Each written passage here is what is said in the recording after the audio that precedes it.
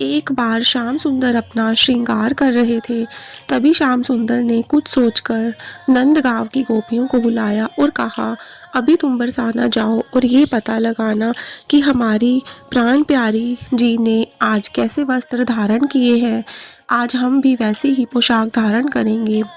आज तो राधे जैसे ही वस्त्र धारण करके ही निकुंज में जाएंगे तो हम देखकर राधा जी अचंभित हो जाएंगी।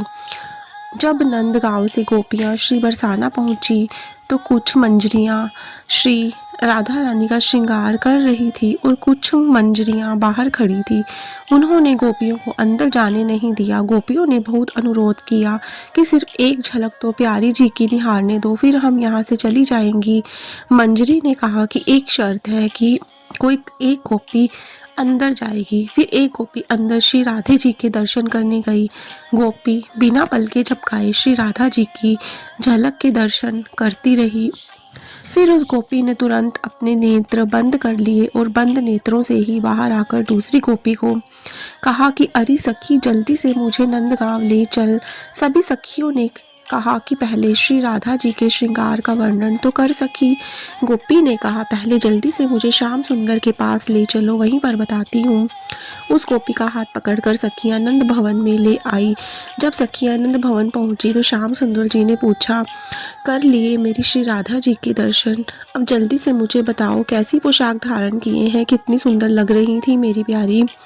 तब गोपी ने कहा कि हमारी प्राण प्रिय जी बड़े प्रेम से संभल कर मेरे इन नेत्रों से समा कर लाई हूँ। लो, अब मैं इन नेत्रों को खोल रही हूँ। आप मेरे इन नेत्रों में झांक कर प्राण प्यारी जी का दर्शन करें। आह, कितना अद्भुत भाव है, कितना समर्पित भाव है। ऐसा अद्भुत और समर्पित भाव सिर्फ ब्रज की गोपिकाएं ही कर सकती हैं। तब श्याम सुंदर जी ने उस गोपी के नयनों में झांका तो बरसाने में श्रृंगार करती हुई श्री राधे दिखाई दी। श्याम सुंदर अपने प्राण प्यारी जी की झलक पाकर उस गोपी के नेत्रों में ही खो गए। अब पलक उस गोपी के नेत्रों में ही निहारते रहे। अपना श्रृंगार करना भी जैसे भूल गए, एक स्तंभ की तरह जैसे एक अचेतन हो गए। एक गोपी ने श्याम सुंदर को पुकारा तो चेतनवंत हो गए। श्याम सुंदर उस गोपी पर बलिहारी जाते हैं और बोले, तू धन्य है गोपी और तेरा प्रेम भी धन्य है। तुम्हारे प्रेम ने तो नंद भवन में बरसाना दिखा दिया है। फिर श्याम सुंदर ने श्री राधे जैसे ही श्रृंगार और पोशाक धारण किए।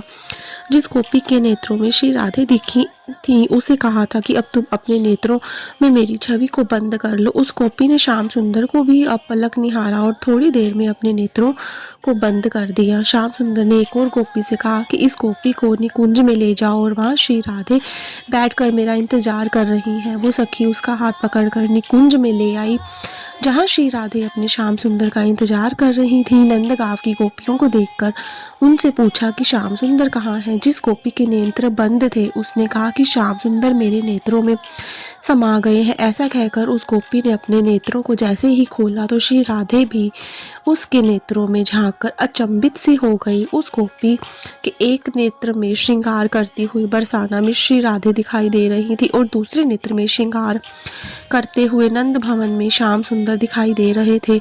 उस गोपी के दोनों नेत्रों में प्रिया प्रियतम दोनों दिखाई दे रहे थे। तभी दूर से श्याम सुंदर अपनी बंसी की मधुर धुन बजाते हुए आते दिखे। दोनों एक दूसरे को देखकर अचंभित हो रहे हैं क्योंकि जैसा श्रृंगार उस गोपी के नेत्रों में दिखाई दे रहा है वैसा ही श्रृंगार दोनों ने किया है।